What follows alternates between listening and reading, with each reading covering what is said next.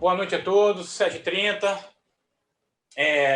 Antes de a gente começar a reunião propriamente dita, a gente vai dar uns pequenos avisos de sempre, que são bem rápidos, né?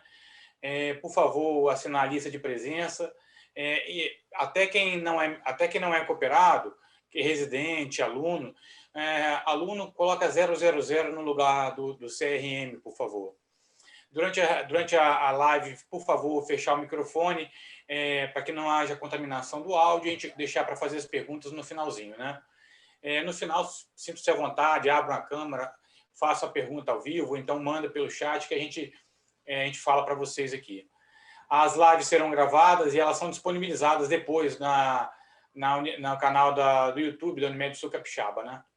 Por favor, mandem sugestões para as próximas reuniões e cooperados que quiserem participar, por favor, mandem para cá um tema, serão sempre bem-vindos. Na quarta-feira, nós teremos cetoacidose diabética com a doutora Cristina Regner, que é uma endocrinologista pediátrica de Vitória.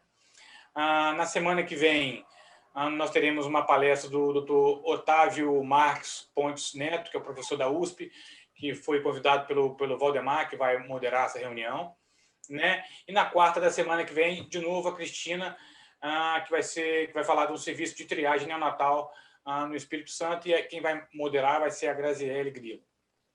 Hoje, nós vamos falar de TCE, quem vai falar é o Rogério, o Valdemar vai moderar, mas antes de passar a palavra para eles, eu gostaria de fazer aquelas perguntinhas de sempre. A gente vai passar 4 perguntas para vocês que devem ser respondidas.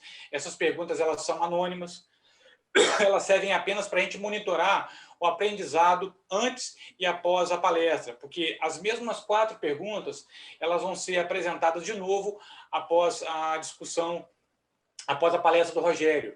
E a gente quer, com isso, graduar, verificar o grau de aprendizagem e tudo mais, né? Essas perguntas elas são anônimas, a gente não sabe quem respondeu, só vocês é quem vão saber, cada qual vai saber da sua resposta, mas isso não aparece para a gente aqui. Tudo bem? Pode soltar a primeira pergunta para mim, Alessandro, por favor? Eu vou dar 1 minutinho para cada pergunta, tá?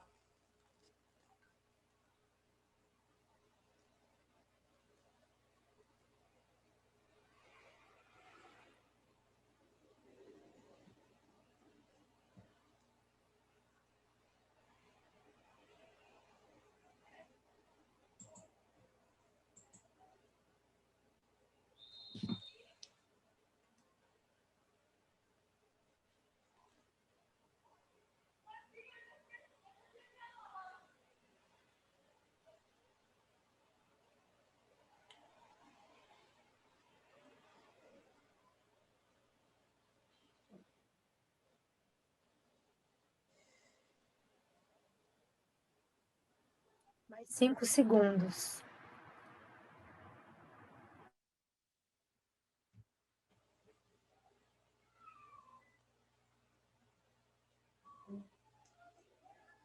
Pode soltar outra. Já foi?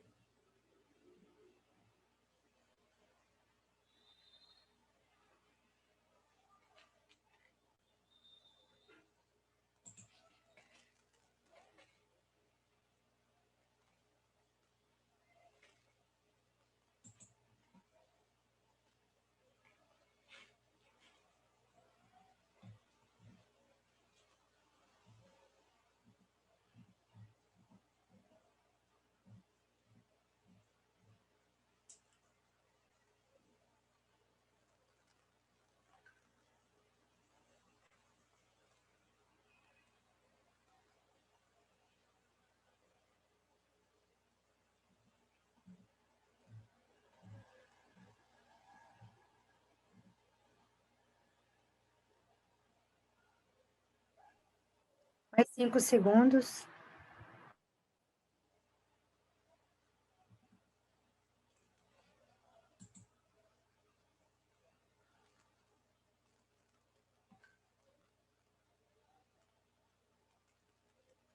Vou soltar a terceira questão. . . 。 . . . . . . . . . . . . . . . . . . . . . . . . . . . . . . . . . . . . . . . . . . . . . . .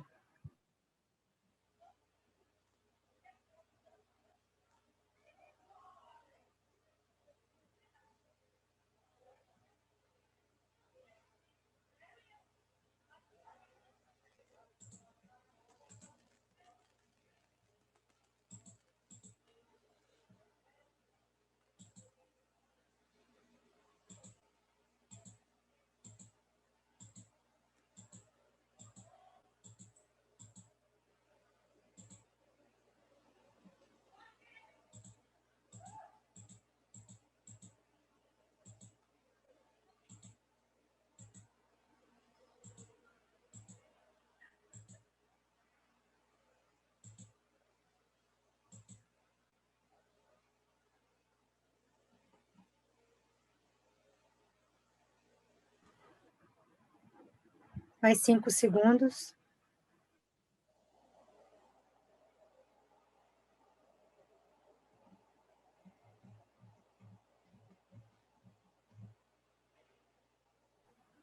Vou liberar a última pergunta.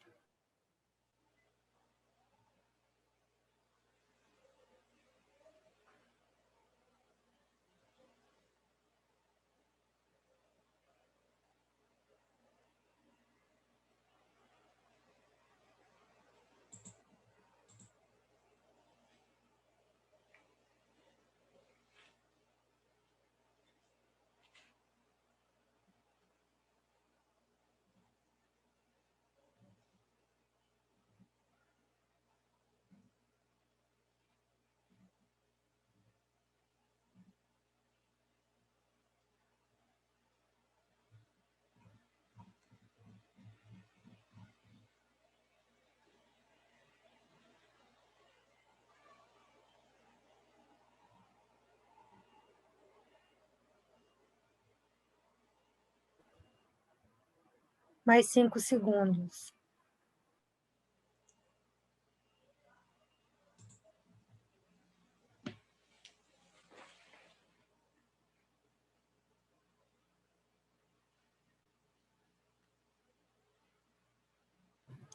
Encerrado, doutor.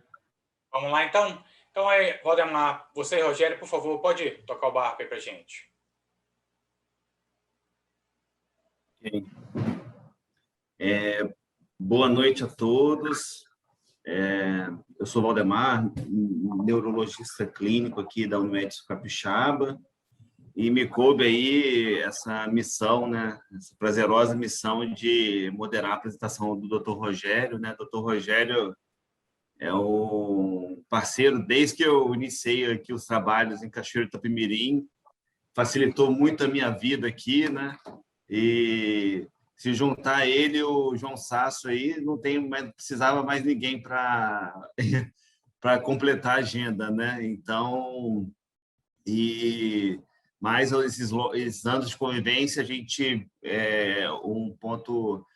mostrou assim grande harmonia aí trabalhando eu e o Rogério. A gente tem um trabalho conjunto bem legal. É bom ver como é que ele atende bem os pacientes, né? Tem uma excelente relação do médico-paciente, além de ser muito resolutivo e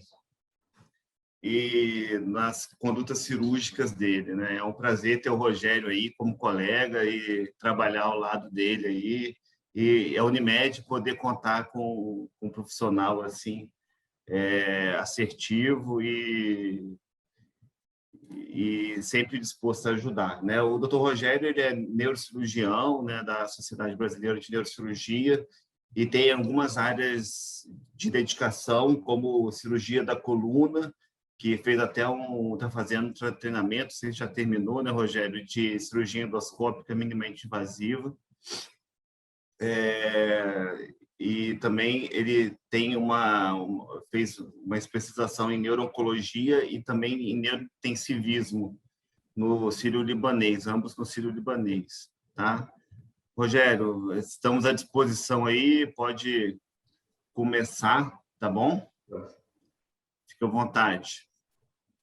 Eu queria inicialmente agradecer, né, essas palavras do Valdemar, um cara que sempre também nos dá um apoio grande. Agradecer ao Unimed, agradecer ao Dr. Bruno pela lembrança, e realmente é uma árdua a gente falar sobre trauma crânioencefálico em pouco tempo realmente é difícil, porque ela envolve várias áreas.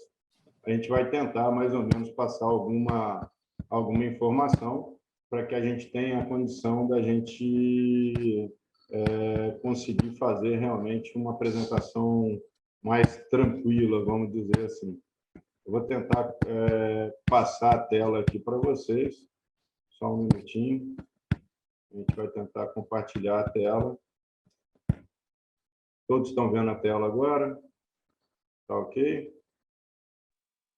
Valdemar? Tá vendo não, Rogério? Ainda não, Rogério, ainda não. Não? Então, calma aí, deixa eu tentar compartilhar a tela aqui. Oi? Isso. Aí, Chegou. beleza. Agora tudo bem? Então tá, joia. Então vamos lá, a gente tem agora um tempo para a gente apresentar o trauma crânioencefálico e deixa eu só colocar aqui para a gente ter um tempo para avaliação. Desculpa. Bem, a gente tem uma característica hoje que o trauma crânioencefálico ele é uma patologia múltipla. Dividir a tela aqui. Não tem conflito de interesses, está certo? A gente vai falar uma introdução rápida aqui. A causa é o trauma crânioencefálico, que é uma das causas mais frequentes de morte e sequelas no mundo inteiro, principalmente em crianças e adultos jovens. É a causa mais frequente de aumento da pressão intracraniana. Empresta o telefone. É realmente uma... Senão eu estou fodido. Eu vou ter que ver 2 palestras. Tudo bem? Vocês estão escutando bem? Então, assim, a causa mais frequente de aumento da pressão intracraniana e a falta de tratamento imediato, ela gera danos secundários, os quais levam realmente a um custo financeiro de tratamento mundial muito elevado. Esse trabalho, que foi publicado em 2014 pela Associação de Medicina Intensiva Brasileira, ela coloca o trauma crânioencefálico como a principal causa de óbito e sequela em pacientes politraumatizados. A epidemiologia, nesse trabalho americano de 2020, a gente observa que no ano de 2014, 2,53 milhões de pessoas tiveram algum trauma craniano e foram à emergência para avaliação, sendo que desses 2,53 milhões, 290 mil foram hospitalizados, com um total de 57 mil mortes. A gente observa que as causas mais frequentes, né, as razões mais frequentes de trauma são divididas por idade, sendo que até 17 anos são as quedas, de 15 a 44 anos são acidentes veiculares e acima de 55 anos, novamente, as quedas. A causa de óbito, ela gera também por idade, em torno de até 4 anos os homicídios, de 15 aos 34 anos os acidentes veiculares. Eles colocam nesse trabalho de 45 a 64 anos traumas intencionais, 65 anos as quedas e abaixo e maior que 75 anos os traumas veiculares novamente. Existe uma classificação dos traumas cerebrais de leve, moderado e grave, sendo que os leves eles são considerados dentro da escala de Glasgow de 13 a 15, com uma perda de consciência até 30 minutos, uma alteração de estado de consciência menor do que 24 horas, com uma tomografia normal e uma recuperação em torno de um dia. Moderados são classificados de 9 a 12 na escala de Glasgow, sendo que a perda de consciência é maior do que 30 minutos, mas menor do que um dia. O estado de alteração da consciência ele pode ser maior do que 24 horas, mas as imagens elas já podem também envolver as imagens anormais. E a recuperação normalmente até 7 dias. O trauma severo ele é classificado dentro da escala de Glasgow de 3 a 8, com uma perda de consciência e uma alteração da consciência maior do que 24 horas. Tomografias elas podem, os exames de imagem anormais e realmente uma recuperação superior a 7 dias. Aqui um gráfico mais ou menos evidenciando a quantidade, o percentual desses traumas, sendo realmente os traumas leves envolvendo em torno de 80% e 10% para moderado e severo. Os esportes, eles têm, principalmente os esportes de colisão, uma frequência entre 10% a 15% de trauma craniano, gênero e idade mais frequentes em homens, na razão de 2 para 1 até a idade de 65 anos, e realmente a gente vê na escala de classificação de Glasgow de recuperação que é a maior causa de sequelas em crianças e adultos jovens, esse trabalho é americano, e que realmente traumas moderados a graves irão gerar algum grau de sequela. E o custo, como a gente disse anteriormente, bem elevado, em torno de 56 a 221 bilhões de dólares. Anatomia, a gente divide o crânio em supratentorial e infratentorial, principalmente pelas divisões que a gente tem da tenda do cerebelo, fazendo essa divisão, e a foice dividindo os hemisférios cerebrais. a gente observa que realmente quando ocorre um trauma craniano moderado a grave, pode ocorrer as formações das hérnias. Mas antes disso, a gente citando também a produção e absorção do líquido, ele começa pela produção dos plexos coroides, passa por dentro dos ventrículos laterais, forames de Mohr, terceiro ventrículo, aqueduto cerebral, quarto ventrículo, forames de Magendie e Luschka, distribuindo para a medula e para o cérebro, sendo reabsorvidos nas granulações aracnoides. Aqui, como eu disse anteriormente, através dos movimentos dos lobos cerebrais após esse trauma inicial, a gente tem principalmente os 3 locais mais frequentes de herniação, que é a herniação transtentorial, que é exatamente os hemisférios cerebrais, a hérnia de uncus, que é exatamente a herniação do lobo temporal através da tenda do cerebelo, e também a hérnia das amígdalas através do forame vertebral. A fisiopatologia hoje ela é dividida em morte celular, mecanismos do trauma crânioencefálico e mecanismo de lesão cerebral pós-trauma encefálico. Nós nos baseamos nesse artigo brasileiro, tá certo, da USP, de 2017, em que a gente observa que a gente coletou alguns dados, mas esse trabalho americano de 2012 ele divide o trauma primário e o trauma secundário. O trauma primário ele é diretamente ligado a um dano da circulação e a um dano direto das células. O dano da circulação ele gera hemorragia, isquemia e uma quebra da barreira hematocefálica, aumentando a permeabilidade cerebral, que gera edema, levando a uma hipertensão intracraniana, e a isquemia e a hipertensão intracraniana gerando uma necrose e uma apoptose. E o dano direto das células através dos processos inflamatórios, também gerando morte celular. Aqui, a fisiopatologia ele tem um ponto de vista didático hoje das classificações das lesões cerebrais em primárias e secundárias. O trauma primário é o trauma direto no momento do acidente, quer dizer, no momento do impacto. A gente tem os traumas abertos, que eles são dados pelas armas de fogo e pelas armas brancas, que já existe uma lesão celular direta, e pelos mecanismos de força, que aqui a gente evidencia a flexão e extensão. Como a gente observa aqui, o próprio movimento cerebral ele gera, às vezes, contusões ou lesões focais, e também forças de movimentos na lateralização e o movimento rotacional, gerados pela aceleração e desaceleração. O trauma secundário ele ocorre de minutos a dias após o trauma, levando ao desenvolvimento das cascatas, que são inflamatórias moleculares e químicas, que pioram esses danos primários. E existem também interação de fatores intra- e extracerebrais, que somados ainda matam mais células do que no trauma primário.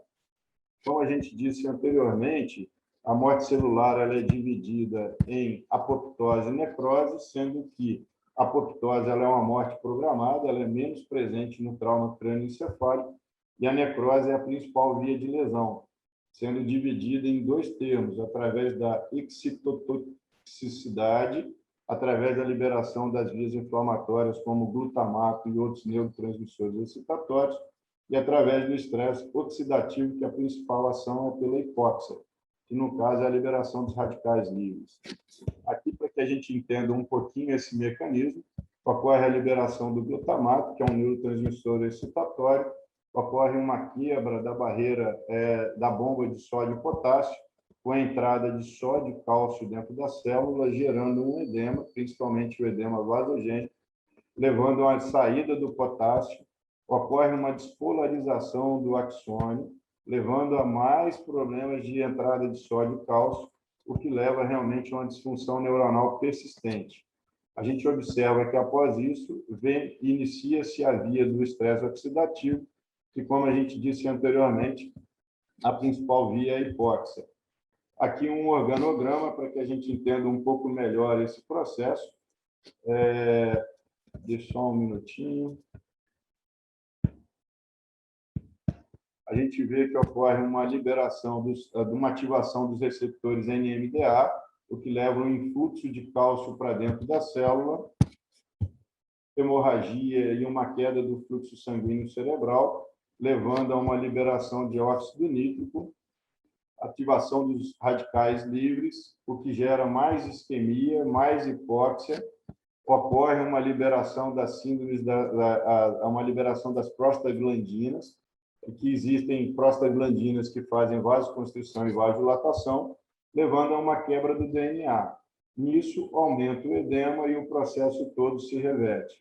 Esse organograma foi retirado desse trabalho de 2017. Como a gente disse anteriormente, os mecanismos agora de TCE, as lesões elas podem ser difusas e focais. As lesões difusas, elas têm uma característica da concussão, perda temporária da consciência associada ao trauma crânioencefálico, podendo ser dividida em leve e moderada. As leves, elas têm 3 subgrupos, sendo a confusão e a desorientação por segundos a minutos, mas sem perda da consciência, a amnésia retrógrada por 5 a 10 minutos e também uma amnésia tanto retrógrada quanto anterrógrada. Em alguns trabalhos, a gente observa que, mesmo em traumas cerebrais leves, algumas mutações genéticas, elas podem, principalmente nos canais de cálcio, elas podem gerar lesões cerebrais mesmo com traumas menores. Já a lesão axonal difusa, ela já tem uma perda da consciência por mais de 6 horas, sem um distúrbio metabólico ou sem uma lesão expansiva visível à tomografia. É muito comum a gente ver a lesão axonal difusa, ela é classificada em leve, moderada e grave, e a gente pode evidenciar pequenas contusões hemorrágicas, que elas são visualizadas difusamente. E principal mecanismo, a principal força de ação para levar a lesão axonal difusa, realmente são as forças de rotação, levando a um estiramento axonal. A tumefação cerebral, ela pode ser considerada hemisférica ou biemisférica, também considerada como difusa, e a tumefação ela é frequentemente associada às lesões focais, no caso, aqui citado como hematoma subdural agudo, mas também o hematoma extradural, podendo causar uma herniação cerebral. Chamar a atenção só realmente para o grau 4, que é onde a gente observa um desvio de linha média maior que 5 milímetros, mas sem coleções maiores que 25 centímetros cúbicos, o que significa realmente a necessidade de uma intervenção bem mais acentuada. As lesões focais, normalmente elas têm uma característica delas poderem ser intra- ou extraaxiais ou em áreas isquêmicas, associadas em pequenas regiões do cérebro. Elas são classificadas como fraturas, hematomas extradurais ou subdurais e as contusões hemorrágicas. Aqui algumas imagens para a gente ter mais ou menos uma ideia do que são. A gente observa aqui um hematoma extradural, que ele a característica principal é uma lâmina biconvexa. Um hematoma subdural, o qual ele faz um apagamento dos sulcos corticais, e ele não tem aquela característica, ele é mais difuso existe uma classificação do ângulo de formação com a Duramato. As contusões hemorrágicas, aqui uma contusão hemorrágica aguda, e nesse outro slide, já em uma fase total de reabsorção. Aqui, no caso, a hemorragia intraventricular, que eu não citei anteriormente, mas com pequenas contusões hemorrágicas, gerando realmente uma provável associação com a lesão axonal difusa. E aqui, só para uma evidência das fraturas cranianas. Os mecanismos de lesão pós-TCE são ocasionados principalmente pela hipóxia, pelos distúrbios metabólicos e pelos distúrbios hidroeletrolíticos, e também pela hipertensão intracraniana. A gente vai falar um pouquinho, tá certo? Aqui só da fisiologia básica do cérebro, o qual consome 25% da glicose corporal e 20% do oxigênio. O fluxo sanguíneo cerebral normal, ele varia entre 40 a 60 ml por 100 gramas de tecido cerebral por minuto. A concentração de hemoglobina ideal acima de 8 de hemoglobina. A capacidade de troca gasosa pelos capilares depende muito da viabilidade respiratória. Pressão arterial média aqui colocado 60 a 150, mas varia de 50 a 150, e manter uma saturação de oxigênio boa. A caixa craniana ela é composta principalmente por 80% do tecido cerebral, 10% do sangue e 10% do líquido, que na compensação da hipertensão intracraniana é o primeiro a sair. A pressão intracraniana normal no adulto em torno de 15 milímetros de mercúrio. A gente considera de 20 a 40 uma hipertensão intracraniana moderada, mas acima de 10 minutos de monitoração. E acima de 40 a gente considera bastante grave, gerando danos importantes. Uma das coisas mais difíceis de tratar no edema, no trauma craniano, são os edemas, que a gente tem uma classificação deles em citotóxico, vasogênico, intersticial, osmótico e hidrostático. O citotóxico, ele principalmente é considerado por uma condição da entrada daquela quebra da bomba de sódio e potássio, que é a entrada, o acúmulo de sódio intracelular, então ele puxa líquido para dentro da célula, e também é levado pelos níveis críticos do fluxo sanguíneo cerebral. Ocorre normalmente ao redor das contusões ou no infarto do território vascular. O edema vasogênico, ele é principalmente levado pela quebra da barreira hematocefálica, mais comum na substância cinzenta, mas também pode afetar a substância branca. Ele faz com que ocorra uma liberação da vasculatura, gerando a entrada de sódio, proteínas e água livre para o espaço intersticial, piora com hipertensão e também com aumento da temperatura corporal. Por isso que nós temos que tomar muito cuidado com febre. Os fatores inflamatórios pioram o processo, como a liberação de neurotransmissores excitatórios, como glutamato, óxido nítrico e radicais livres. O edema intersticial ele é ocasionado principalmente pela obstrução do fluxo licórico, gerando um aumento da pressão intraventricular, o que leva a uma condição do transudato e também pode ser piorado por quedas do sódio, a hiponatremia. O hidrostático ele ocorre principalmente nas condições de que, quando ocorrem intervenções, principalmente quando a gente faz um tratamento dos hematomas, ou até na própria craniectomia. A descompressão súbita ela gera uma queda rápida da pressão intracraniana e um aumento súbito na pressão transmural dos vasos, levando a uma liberação de líquido. Então, essa queda realmente, nesse aumento abrupto da pressão hidrostática, gera uma diferença entre os espaços intra- e extravasculares sendo ocupados por líquido. E, realmente, esse líquido ele é pobre em proteína e também ocorre principalmente pela perda da autorregulação. E o osmótico ele é muito comum e a gente tem que tomar um cuidado grande, principalmente na sala de ressuscitação, porque ele ocorre por uma intoxicação por água, uma hiperidratação. O balanço hídrico, a gente tem que manter esse balanço hídrico sempre próximo a zero e uma tendência à colocação de soluções hipertônicas na ressuscitação volêmica. Aqui, para que a gente tenha uma ideia das condições das lesões, é um fluxograma falando das lesões focais e das lesões difusas. Ambas fazem lesão da membrana celular por efeitos diferentes. A lesão focal ela faz um efeito de massa local, gerando as herniações e os desvios de linha média, gerando realmente uma compressão do tronco cerebral, levando à morte celular.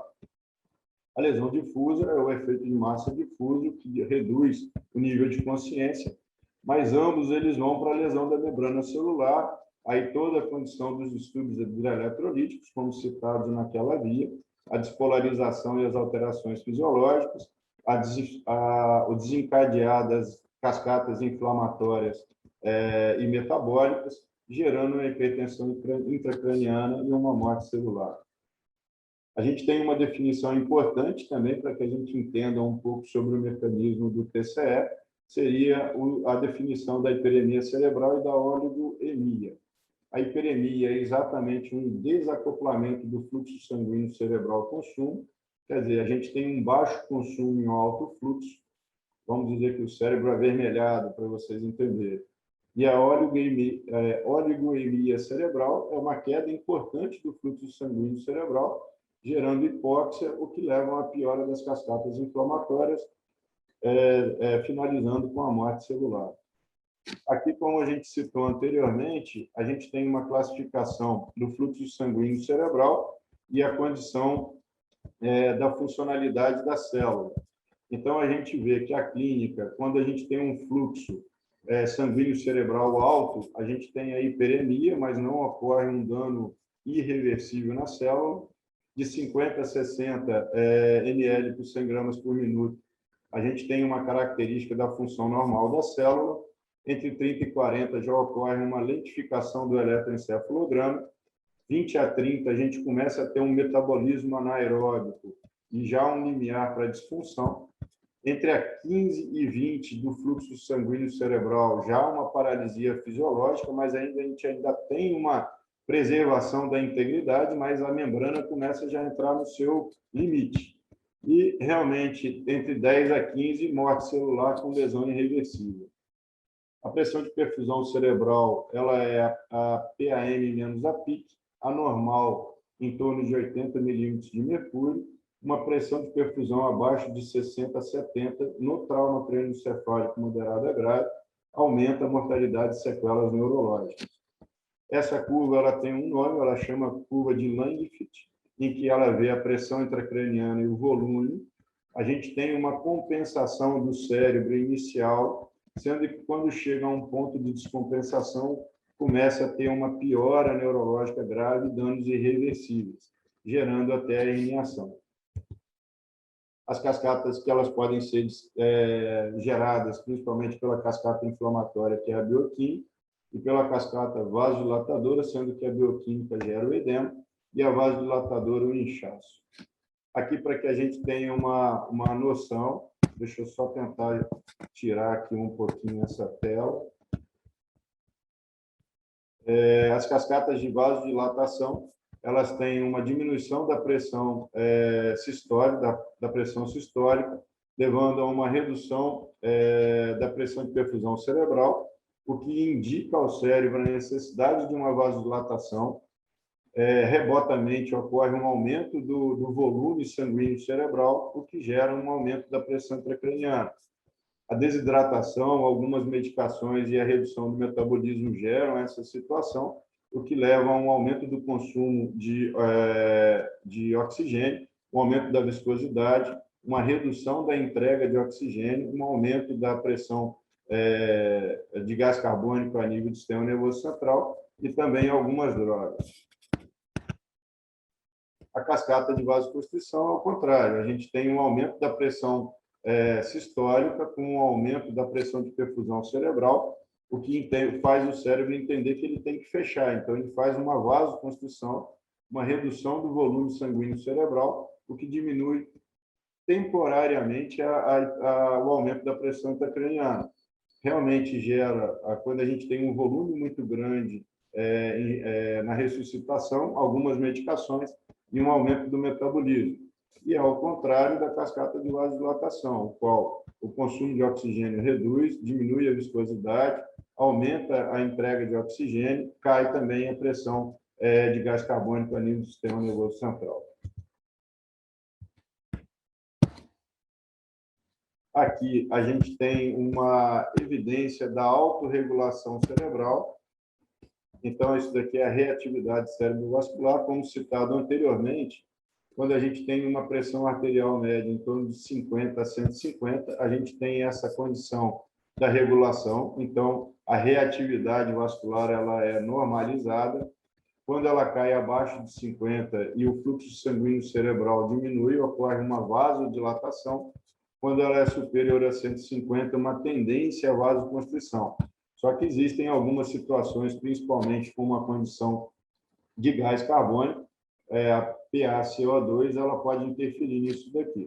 Quando a gente tem realmente uma dilatação e uma queda do fluxo cerebral, a gente tem uma isquemia, e já quando você tem uma pressão alta com uma vasoconstrição, você tem uma liberação do chamado edema vasogênico.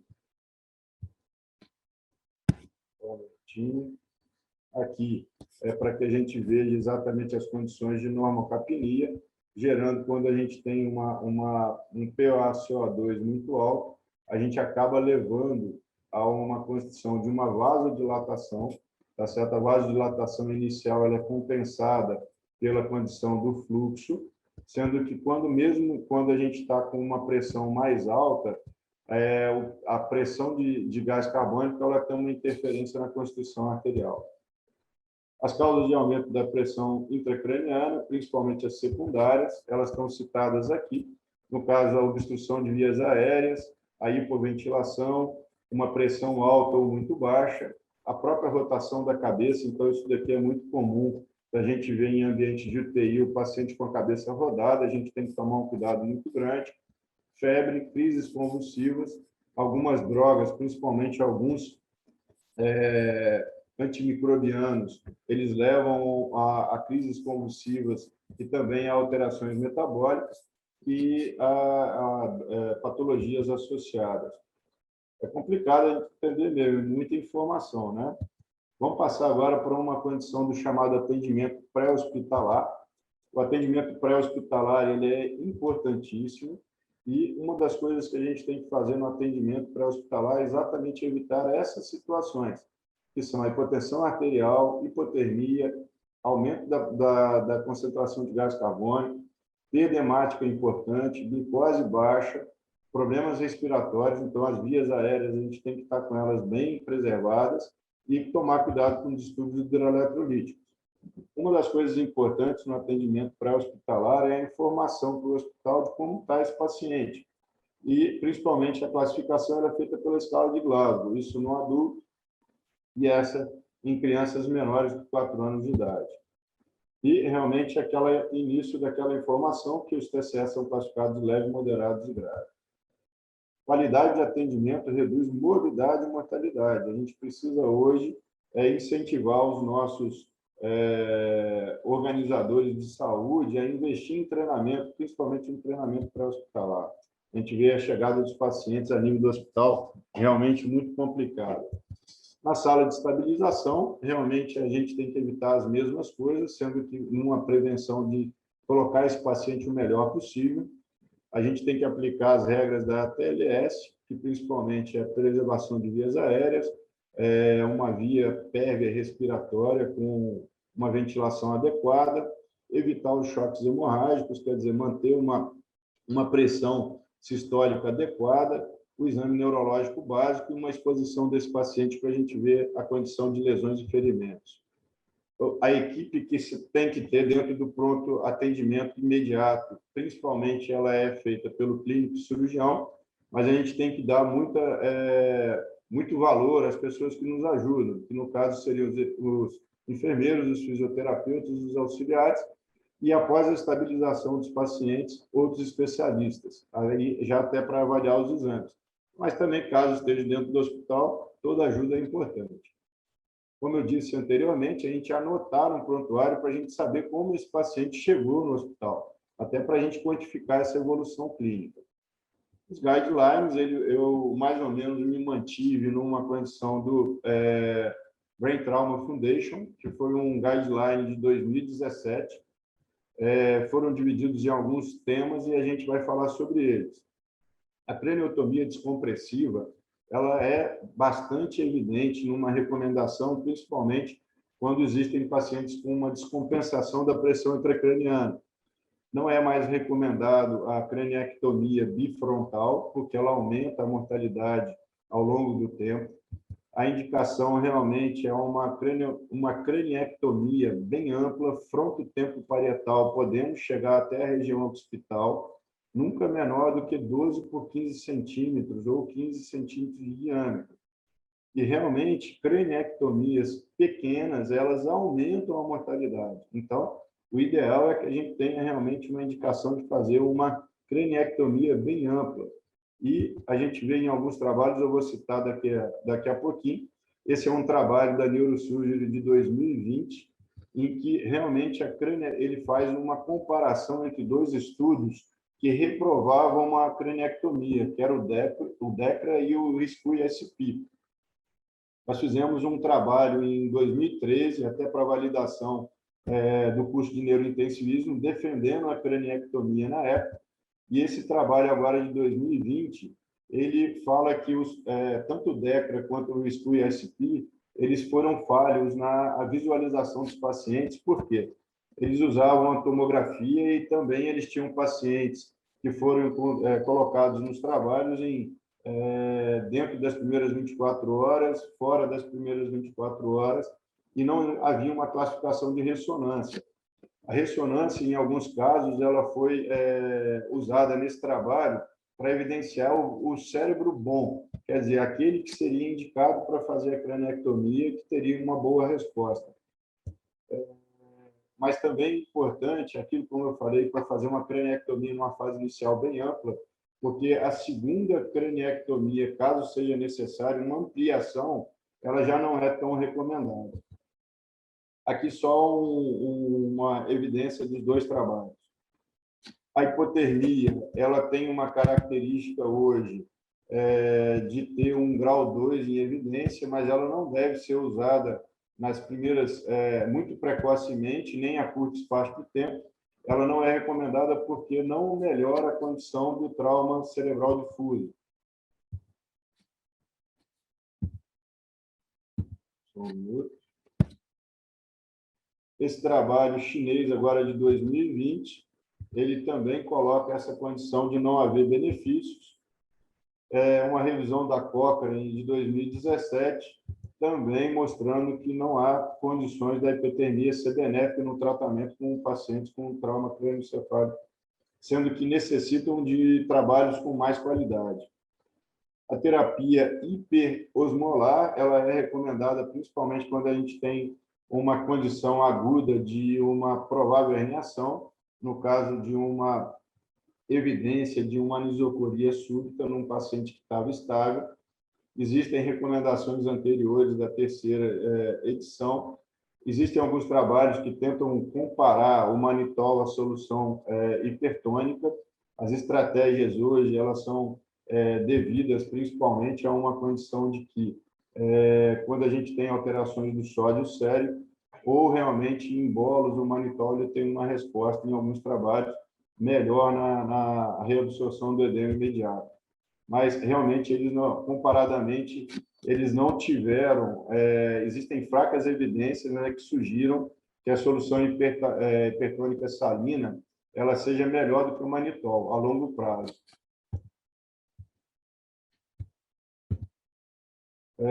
A recomendação anterior era que a gente utilizasse o manitol em bolos, tá certo? Em torno de 0,25 gramas até 1 grama por quilo de peso corporal, sendo que a gente tem que tomar um cuidado muito grande com a hipotensão arterial. Se a pressão arterial ela estiver abaixo de 90 milímetros de mercúrio, ele deve ser evitado. E realmente usar o manitol, não de horário, usar ele na urgência, principalmente quando você tem a monitoração da pressão intracraniana, informar que você está tendo herniações ou déficit neurológico progressivo. Esse trabalho também ele evidencia que o manitol hoje ele deve ser feito em bolos. A gente tem que tomar um cuidado com a osmolaridade sérica e que o uso frequente do manitol ele dá um atraso na osmolaridade. Então, a gente tem que tomar um cuidado muito grande com o uso dele. Quando a osmolaridade é abaixo de 320, ele é contraindicado. Ou quando a gente tem uma função renal falha. A solução hipertônica salina ela pode ser utilizada como uma alternativa. A gente tem que ter um alvo de 145 a 150 do sódio e que realmente a gente não tem uma característica de usar por longos períodos.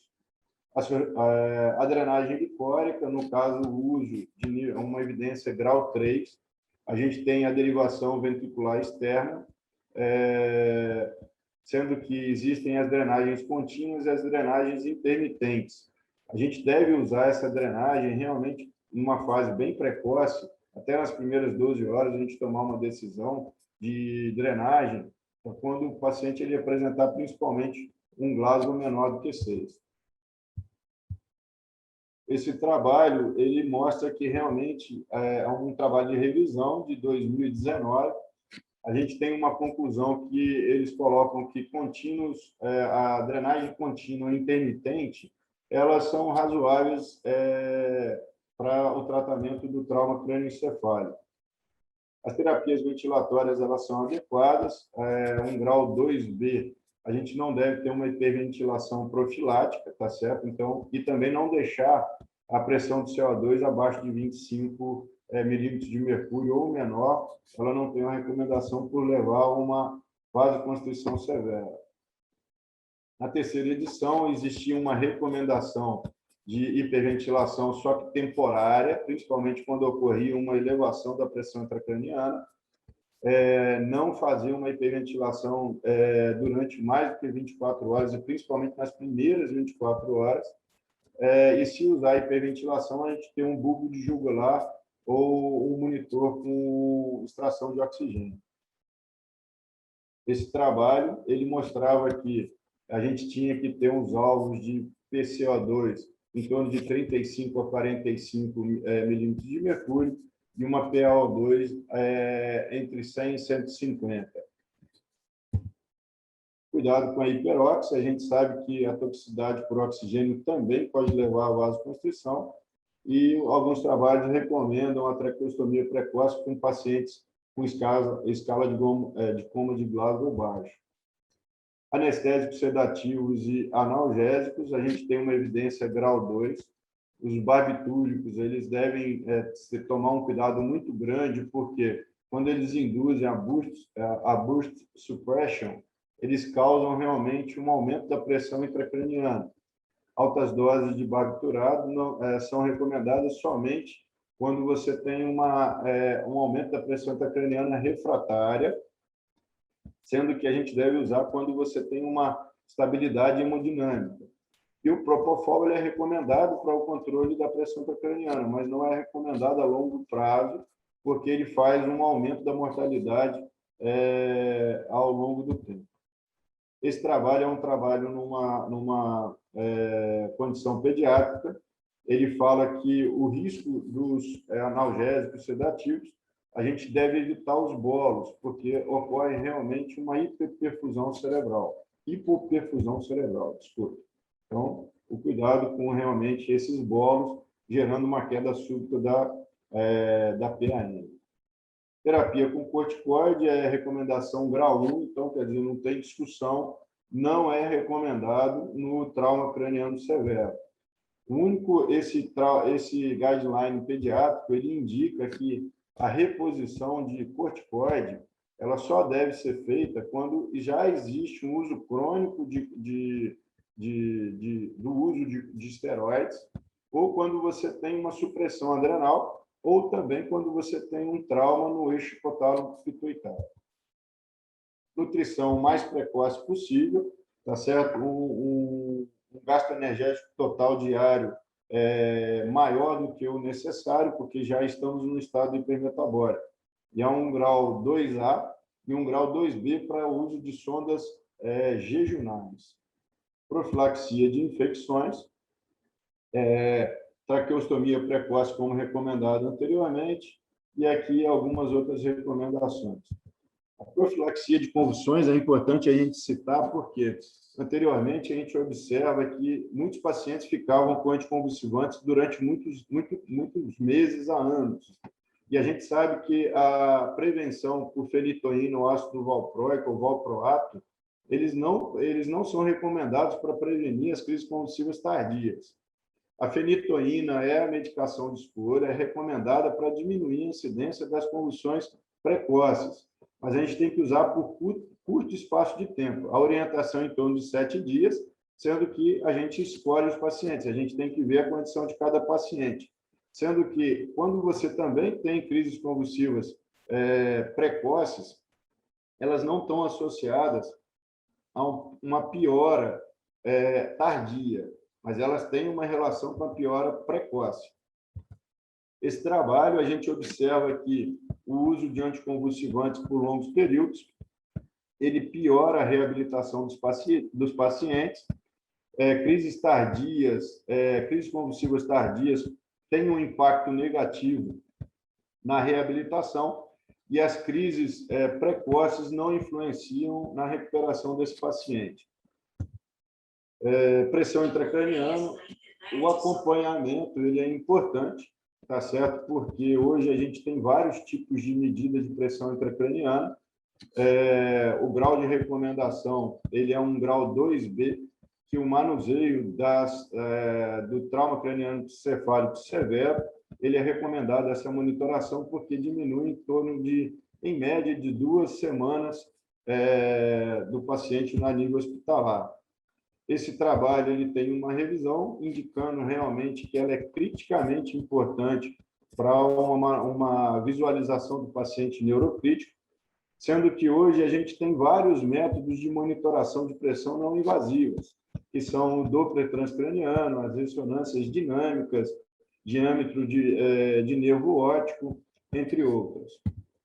O eletroencefalograma à beira-leito, mas realmente o mais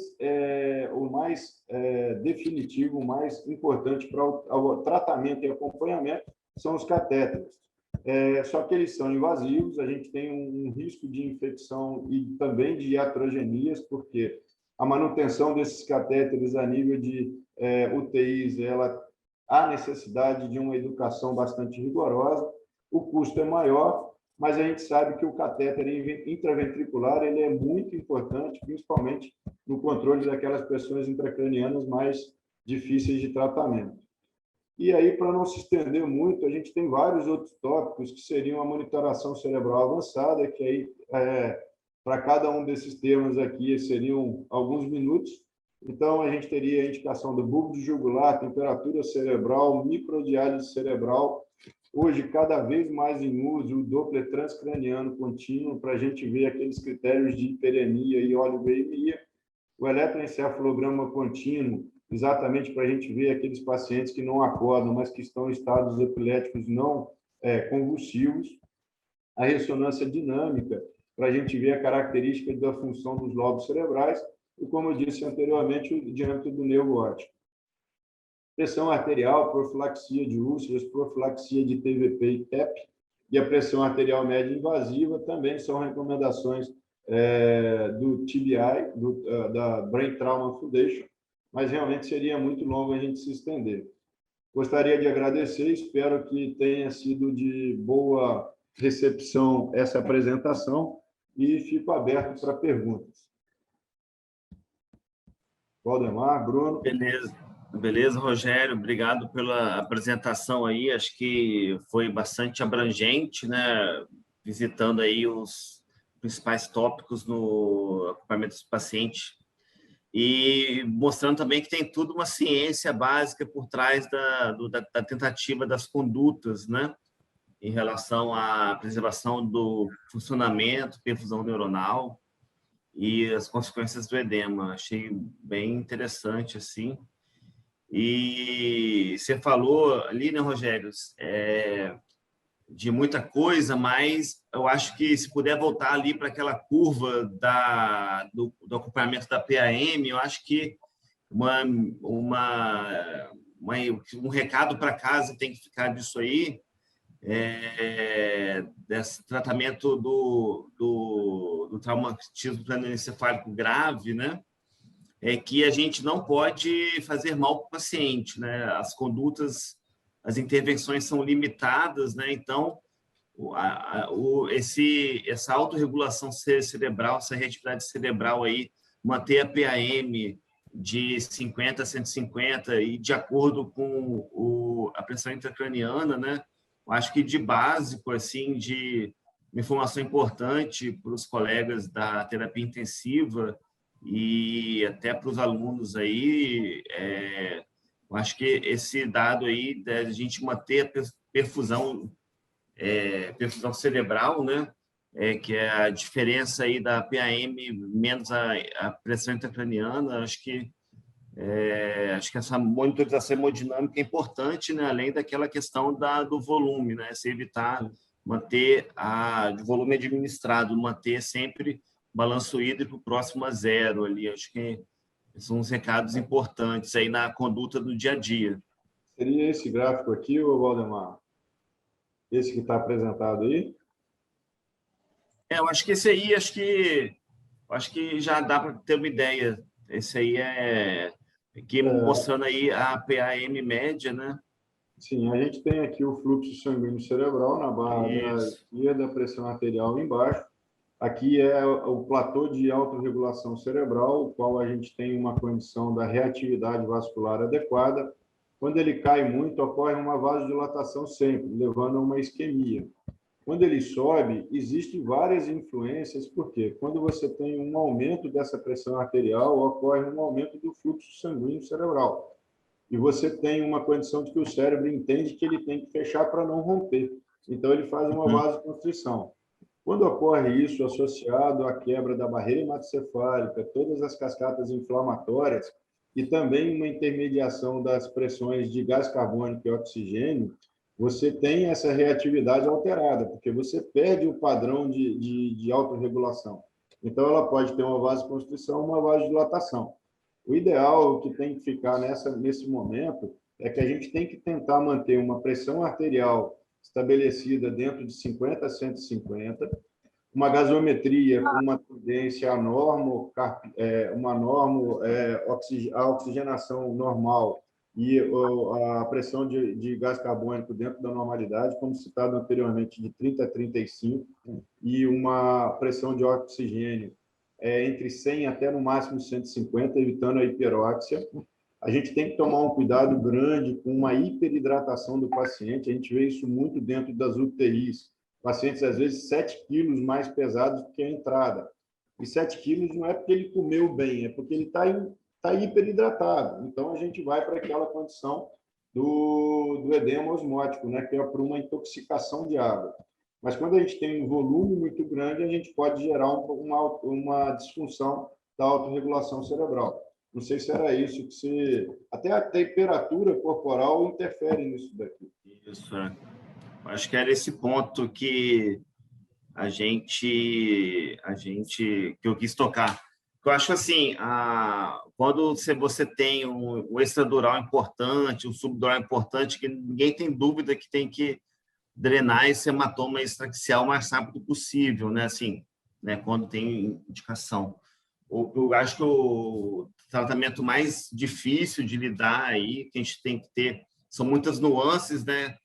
Que na realidade é tentar manter o equilíbrio do organismo, manter os parâmetros da pressão arterial média controlada, a pique controlada e o CO2 controlado. Então, assim, eu acho que o paciente de trauma grave, mais complicado de lidar é aquele do swelling, do inchaço cerebral, como você disse, né? Então, aí depende muito da terapia intensiva e uma vez eu escutei que neurointensivismo o melhor que você pode fazer é ficar do lado do doente, entendeu? Então, o intensivista ficar do lado do doente e fazer tudo a tempo, controlando os parâmetros aí o melhor possível, né? Então, cabe ali nenhuma conduta mirabolante, né? Mas é uma coisa que tem que ficar do lado ali, hora a hora, para controlar melhor o paciente, né, Manu? O neurointensivismo é exatamente a ação rápida, né? Porque a gente sabe que esses pacientes, a gente fala que tempo é cérebro, né? Quanto mais tempo perdido, mais cérebro perdido também. E realmente as decisões elas têm que ser tomadas de uma forma rápida. Realmente, como a gente citou anteriormente, a necessidade de um investimento em treinamento, tanto dos profissionais dessa neuro-UTI, como também das clínicas multidisciplinares associadas. Isso. Beleza? Fico aberto a perguntas. Só fazer o último comentário, Rogério, antes de abrir aí. Quais seriam as indicações aí do catéter de PICC no trauma grave? Principalmente a condição de um paciente com Glasgow abaixo de 8. Eles consideram em alguns trabalhos abaixo de 6. E você tem uma condição da cateterização de PICC, principalmente quando você tem um trauma crânioencefálico com alguma alteração a nível da imagem. Isso também nos ajuda bastante, porque é um direcionador do tratamento, se você vai ter que ser mais agressivo ou menos agressivo. E também para quantificar a evolução desse paciente com o tempo. As hemorragias intraventriculares, elas são muito legais para você colocar o catéter, porque ele também tem um tratamento que você, tirando um pouco essa hemorragia intraventricular, diminui as cascatas inflamatórias e também você controla um pouco mais a pressão intracraniana com a drenagem de líquido. Perfeito. Beleza. Pessoal, alguma pergunta? Quem quer perguntar alguma coisa para o Rogério? No chat, a doutora Alzimara escreveu: minha internet falhou na hora da indicação de traqueostomia precoce. Gostaria que você falasse novamente. Antigamente recomendava hiperventilação para diminuir PCO2, hoje não é mais recomendado. A hiperventilação ela é recomendada quando você tem um aumento súbito da pressão intracraniana, mas por tempo curto. A gente não usar durante um tempo muito superior à necessidade do controle, porque é o momento que você vai definir se você tem que fazer uma abordagem nesse paciente ou não, ou alguma outra conduta medicamentosa. Em relação à traqueostomia precoce, ela normalmente ela é orientada em pacientes com Glasgow menor do que 6.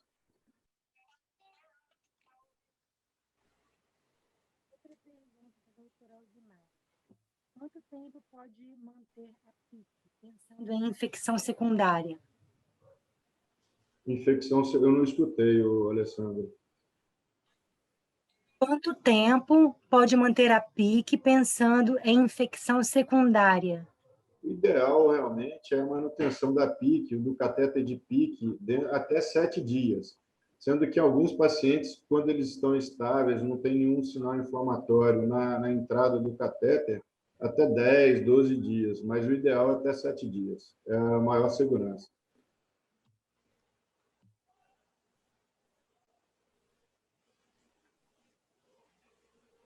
Tem mais uma movimentação no chat. Se eu quer olhar ou posso falar? Não, pode falar. Eu não estou conseguindo acessar aqui, não. Se você falar, é melhor. Saulo diz que gostaria que o senhor...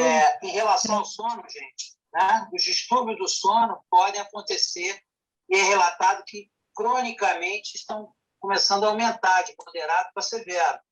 E muito relacionado também com a tosse crônica e com a falta de ar. Então, a gente tem que pensar que esse paciente da gente com refluxo noturno está tendo alterações do sono e muitas das vezes a gente não está conseguindo entender por quê. É porque não está tendo uma inibição ácida noturna satisfatória. Ô, João, qual é a acho que apresentação seu desse microfone está aberto, hein, João? Uma dificuldade para adormecer, claro. Constasso. Isso, beleza. Estudioso, hein? Achei que era alguém perguntando alguma coisa da aula. Doutor, tem uma pergunta assim no chat. Gostaria que o doutor Pacheco comentasse sobre monitorização tecidual invasiva por catéter de microdiálise cerebral e PTI-02. Prós e contras. Hoje, assim, foi até uma condição que eu não coloquei, porque para a gente desenvolver esse tema é mais meia hora, tá certo? A gente falando sobre microdiálise cerebral e PTO2. É exatamente para a gente ver movimento de glicose, movimento de oxigênio, a entrega tecidual, consumo de oxigênio, liberação de temperatura cerebral que interfere na vascularização local. Então, é mais meia hora falando sobre isso. Então, Hein, Rogério, eu acho que a gente está um passo atrás, né? A gente, toda a equipe aí da neurocirurgia, e a gente, ajudando também na UTI, a gente tem visto, né, que a gente está no passo assim, aquela questão de manter o paciente com o pescoço centrado, colocar o catéter de PIC no momento certo, né, manter o balanço hídrico, né. Acho que realmente essa monitorização avançada de microdiálise, assim, a gente está fazendo tudo certo, toda a rotina está certa, né, a gente está conseguindo fazer o paciente ficar bem equilibrado, a gente quer avançar mais, né? Então, daí a gente poderia passar para esse passo aí da microdiálise, né?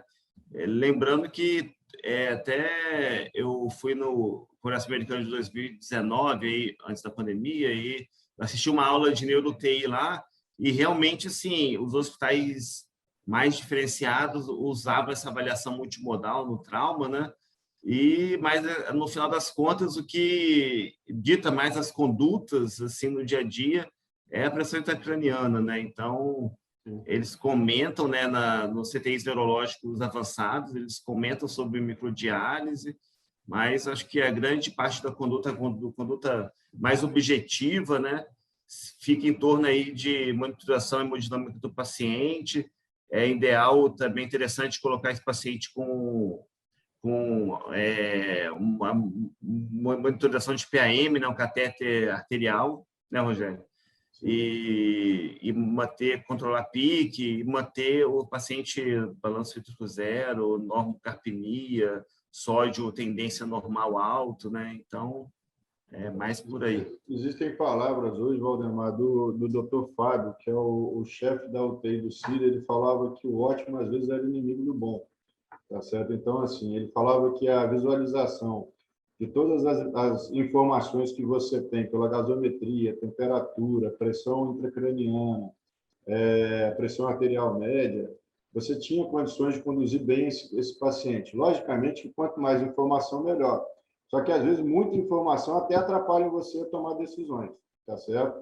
Então, realmente, é um custo muito alto de material, é uma técnica invasiva também, e que, às vezes, ela não é tão fidedigna, ela pode atrapalhar as suas condutas, tá certo? Então, ainda é uma coisa que está sendo ainda desenvolvida, essa terapia multimodal, e, como eu disse, existem muitas terapias não invasivas que têm tido uma resposta tão legal. O Doppler, a monitoração do diâmetro da bainha do nervo óptico, a condição do eletroencefalograma contínuo à beira-leito, são, às vezes, melhor do que realmente microdiálise e PTiO2. Essa questão do ultrassom de nervo óptico, né, é uma coisa bem interessante, né, junto com... Tem uma evidência muito boa. O que vamos esperar ver se consegue padronizar isso. Assim, padronizar que eu falo é a literatura, né? A gente consegue achar um valor normal e essa técnica se difundir. E mesma coisa o Doppler transcraniano, o EG, né? Até hoje em dia é difícil a gente conseguir, são poucos os hospitais no Brasil que tem EG contínuo disponível, né? Aqui a gente consegue fazer eventualmente, assim, com muito esforço. Aqui já melhorou muito, a gente ainda já tem agora, né? Antigamente, agora já tem.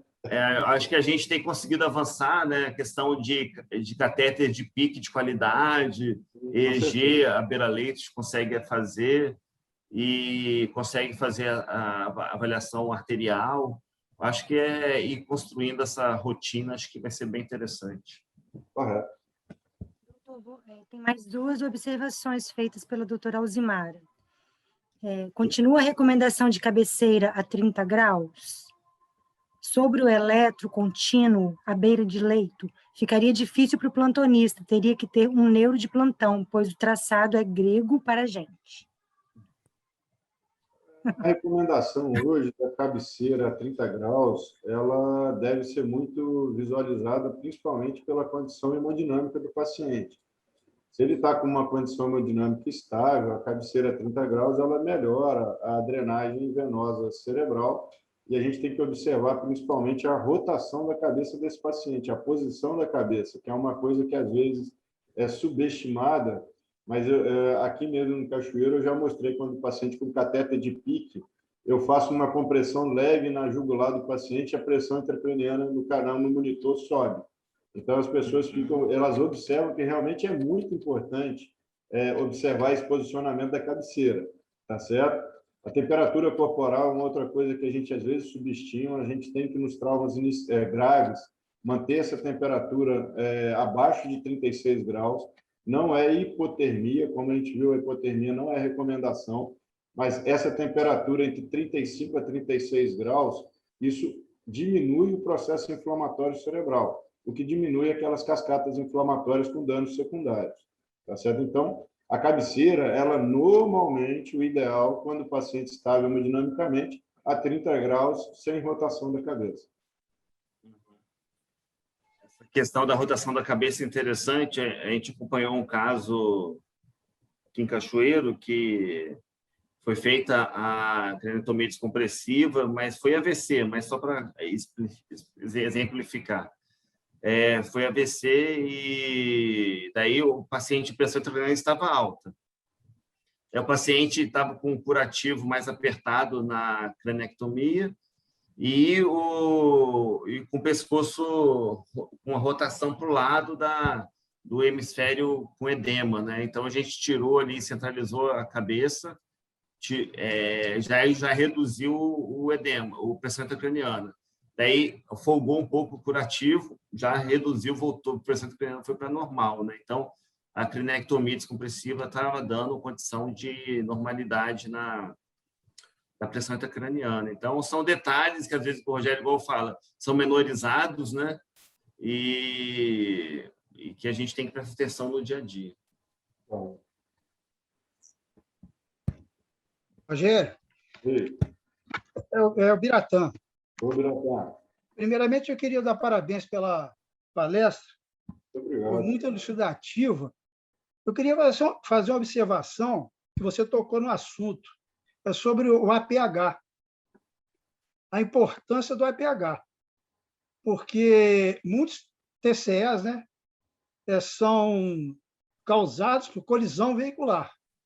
Sim, E se você não tiver treinado na extração veicular, na imobilização cervical, enfim, naqueles procedimentos da APH, como é que o paciente vai chegar para você? Vai chegar complicado, né? quando chega no atendimento pré-hospitalar ruim, ele causa um dano secundário maior do que dentro do hospital, né? Maior que dentro do hospital. Sim. Parabéns pela palestra, viu? Pô, Muito muito boa. obrigado, Biratã. Legal. Esqueci de comentar aquela questão do elétrico que a Alzimara comentou. Quando a gente faz eletro de monitorização, normalmente aqui em Cachoeira a gente vai fazendo, tentando acessar remotamente o eletro, né? E se tiver alguma alteração, informar o plantonista. Mas, no geral, nos grandes serviços é isso aí. O neurofisiologista acessa remotamente de tempos em tempos, a cada hora, a cada 2 horas, para acessa remotamente o eletro para ver o que está acontecendo, se está tendo crise, se não está. Então, a ideia é isso, né? Então, ter uma periodicidade de avaliação do eletro quando isso ocorrer. Mas realmente é difícil, né? Ter pessoal para tudo isso, né? Valdemar, tem uma pergunta no chat, acho melhor... Quer falar uma coisa, Bruno? Nível muito médico para mim. Qualquer coisa, manda para mim. Se vier uma linha assim, morreu. Chat, doutor. Doutora Maura perguntando. Eu vi aqui, né, em relação ao bolo de manitol ou solução hipertônica, qual a melhor solução? Os trabalhos, a gente pegou 2 trabalhos, doutora Maura, no caso de comparação entre as soluções, depende muito do alvo. Se realmente é uma herniação súbita em que o sódio ele já está estável, o ideal é o manitol. Mas, realmente, se a gente tiver já uma hiponatremia e você quer corrigir essa hiponatremia, o uso da solução hipertônica é adequada. Mas os trabalhos eles não têm assim uma identificação de qual é a melhor solução. Dependendo da situação de cada paciente e através dos exames laboratoriais que você tem na sua mão, ok? Outra situação, né, Rogério, é quando o paciente está hipotenso. Daí, nessa situação, a salina hipertônica seria mais adequada. Uma resposta boa também, com certeza. Entendeu? Então, você tem que ver os outros parâmetros, né, do paciente. Exatamente. Mais alguma pergunta, Alessandra? Não. E, assim, Pode falar, doutor. não, e outra coisa, assim, como é um paciente que está monitorizado ali nos primeiros dias, né? Tudo na neuro é dependente do tempo, né, Rogério? Então, os primeiros dias ali, você tem que ter, quando a situação está mais aguda, tem que ter uma rotina constante de avaliação de eletrólito, né? Não adianta ter um paciente com catéter de pique, sedado, e você não fazer o sódio dele pelo menos diariamente, né? Então, porque se você o paciente evoluir para uma hiponatremia, isso vai contribuir com o aumento do edema cerebral. Então, são vários detalhes ali que depende realmente de uma atuação mútua da equipe, né? Um afinamento da equipe mesmo, de terapia intensiva e neurologista, neurocirurgião, O que a gente observa, Valdemar, a quebra da homeostase cerebral, a gente tenta, nesses primeiros dias, manter uma condição de não piorar mais. Então, a gente tem que tentar fazer essa homeostase se manter. Então, a necessidade realmente de, às vezes, você dosar o sódio 2 até 3 vezes ao dia, se você tiver uma necessidade de recomposição importante. Você vê que frequentemente eu escrevo nos prontuários de manter níveis eletrolíticos em níveis máximos. Por quê? Quando você está com um nível alto, você faz uma dosagem e ele caiu um pouco, você tem tempo de correr atrás. Mas se ele já está no nível inferior e você dosa, ele já está baixo, aí você já está correndo atrás. Então, o ideal é a gente sempre manter esses níveis em valores mais elevados, que aí você tem como não ter um dano secundário ao paciente. Então, realmente, a necessidade da equipe multidisciplinar, a interação entre os colegas, é bastante eficiente nesses, vamos dizer, primeiros 5 a 7 dias, tá certo? Mais uma observação feita pela doutora Alzimara. Pode Sim. falar? Pode. Tenho observado na Santa Casa que os pacientes com TCE grave têm cursado com mais hipernatremia do que hiponatremia, e geralmente com hiper costuma ter evolução pior. Talvez tenhamos falhado na questão da hidratação. Comentário que a gente tem que estar realmente afinando essa visualização dos eletrólitos. É o que o Valdemar disse, às vezes a gente repetia os eletrólitos diariamente, e é como eu acabei de citar, às vezes 2, 3 vezes, se eu tiver na dúvida. A gente não tem que gerar dano secundário. Então, a hidratação é importante? É importante.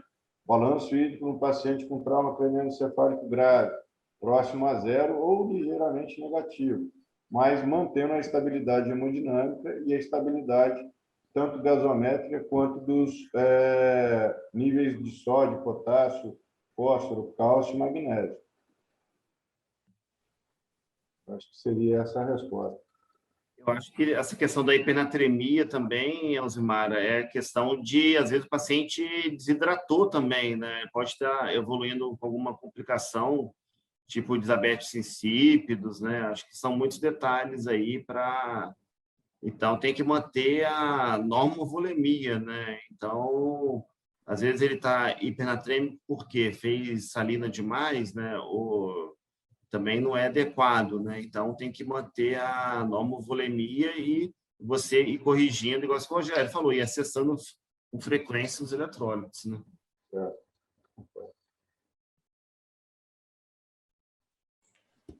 Gente, mais alguma pergunta? Senão a gente vai aplicar novamente aquele testezinho, que é para a gente ver o grau de aprendizado aí. Vamos lá, Alessandra, então?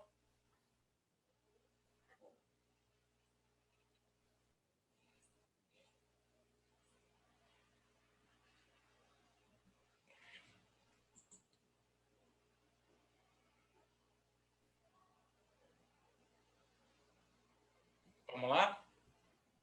Vamos repetir? Isso aí foram os percentuais que a gente teve antes do pré-teste. Não é? Eu só estou visualizando porque o senhor está como anfitrião, mas as pessoas estão vendo a enquete mesmo, tá? Ah, então tá bom, então. Então vamos lá. Obrigado, Alessandra.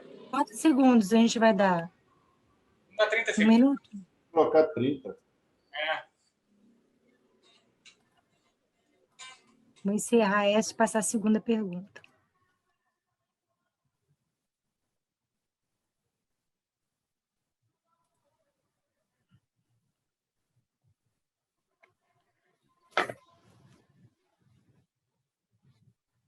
Muito bom.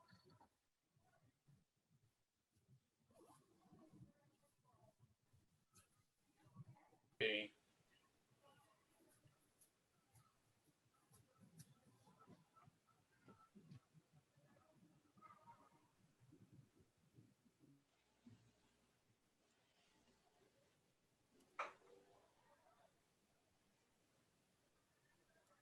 Vou encerrar este e passar a terceira.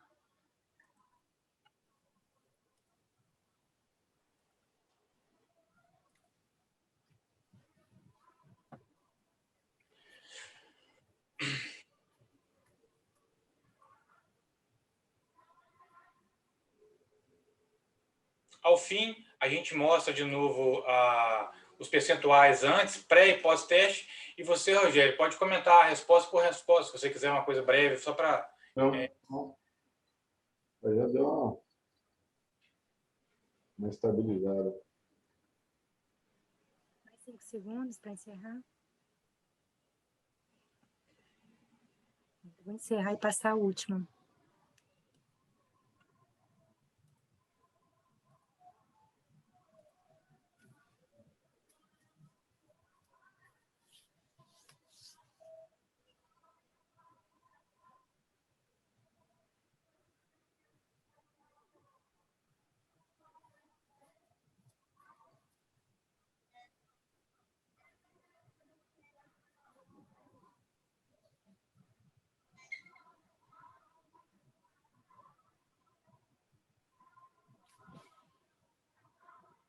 Mais 5 segundos.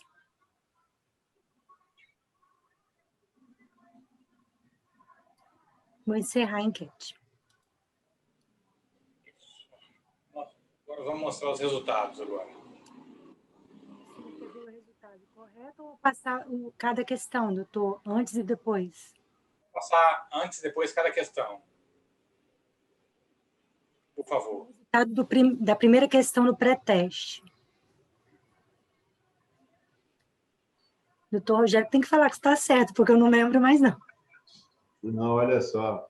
O tratar o edema osmótico é aquilo que a gente falou, que é a intoxicação por água. Então, realmente, a gente tem que acompanhar a administração de volume e o balanço.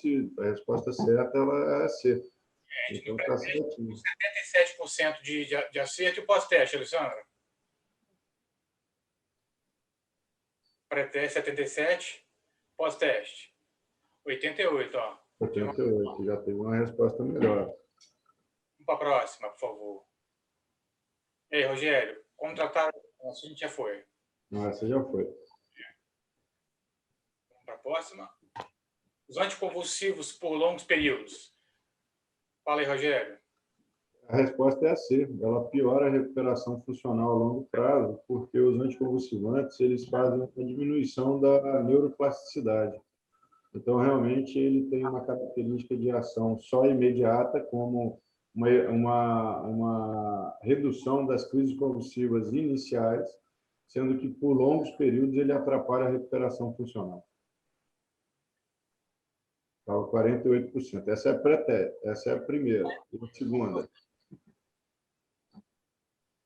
79%. Opa, a aula foi boa, hein? O pessoal está aprendendo. Vamos lá, gente. Vamos lá, Alessandra, para a terceira pergunta.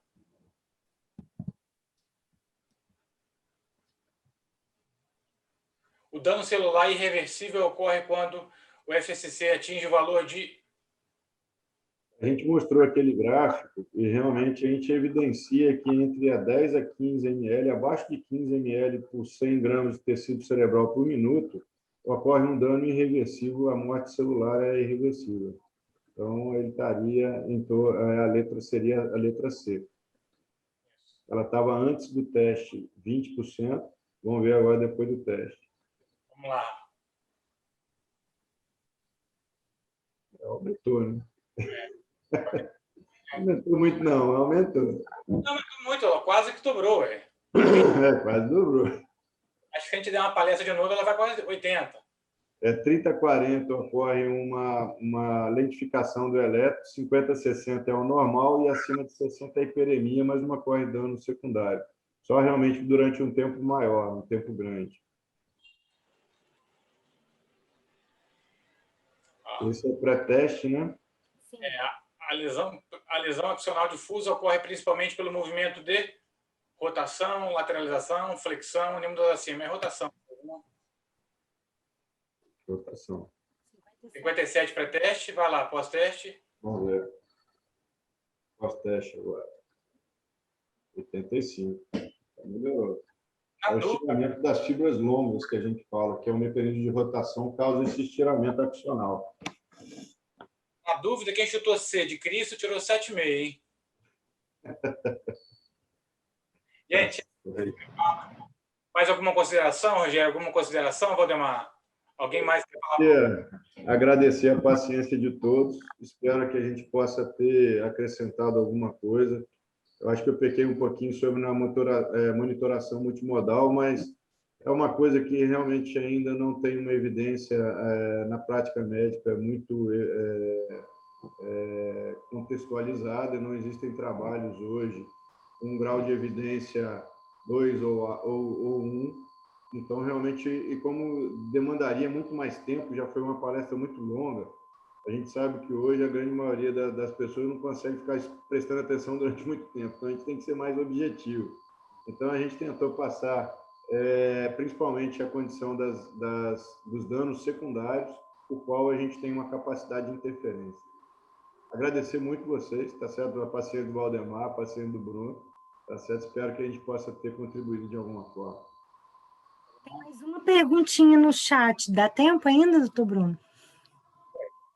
Fala aí, Rogério. Aproveitar o Rogério. Estou na área. Estou aqui. Sobre o uso de anticonvulsionante em paciente que operou MAVE, não epilético. Já atendi paciente usando por anos. Doutora Alzimara também. Não é indicado, é como a gente disse, o uso de anticonvulsivantes durante muitos anos ou meses, ele atrasa a recuperação. Normalmente, o anticonvulsivante ele deve ser acompanhado, no caso, por um neurologista clínico, através de uma necessidade, se ele está tendo crises ou não. Se ele já está usando durante muito tempo, ele deve ser descalonado, ele deve fazer exames de laboratório para ver os níveis séricos do anticonvulsivante em uso. Se ele tiver mais de um ano sem crises, realmente aí fazer esses exames, fazer um eletro. Se o eletro estiver bem, ele vai reduzindo gradualmente o anticonvulsivo. Caso tenha nova crise, se mantém. Caso não, há uma condição de retirada. Mas isso normalmente é feito pelo neurologista clínico. Correto, Valdemar? Correto, é por aí mesmo. Tem que avaliar, né? Realmente, sempre tem que ter aquela questão, de vez em quando eu vejo no consultório, às vezes o paciente teve um insuto cerebral agudo e nunca teve crise, sempre tem que